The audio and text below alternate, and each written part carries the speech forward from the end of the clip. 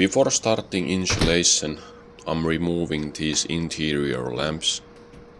Anything mounted on directly to the metal needs to come off. So we get full coverage. If you leave small gaps around the fitting like this, you create thermal bridges. And later, that can lead to condensation. The sound deadening layer is already installed. That layer reduces vibration in metal panels, but it does not stop heat transfer. And it doesn't absorb airborne noises very well.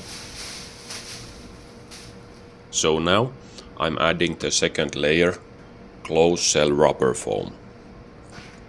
This material is self-adhesive, which makes installation much easier, but surface preparation is still important. The metal has to be clean and dry for proper bonding.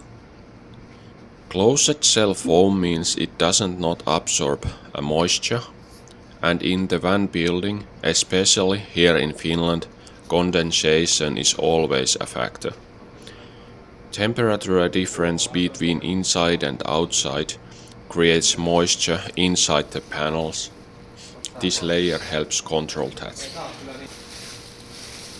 I'm cutting the foam slightly oversized, then I test fit it. Only after that I remove the packing and press it into the place.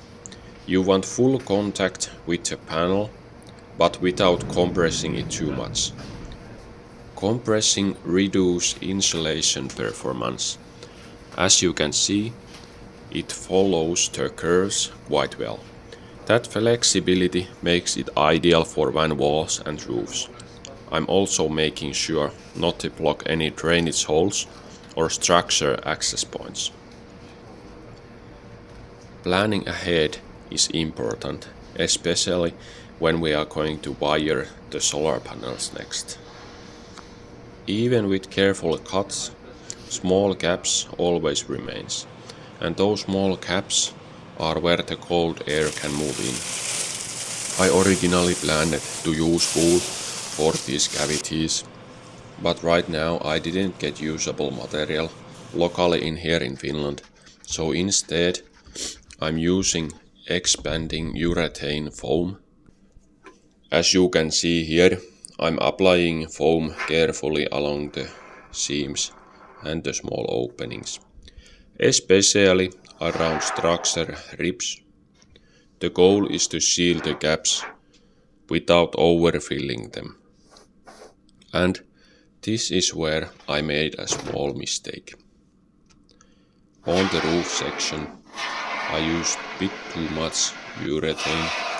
It expanded more than expected and started dripping down on the floor. This is something to be careful with. Expanding foams keeps growing for a while after applying it, so less is usually better. Instead of trying to wipe it immediately, I let it fully dry. After it's hardened, about in 70 minutes, it was much easier to remove and clean from the floor.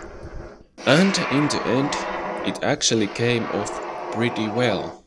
There is no stains anywhere. So, if this happens to you, don't panic, let it dry, then trim or just scrape it carefully.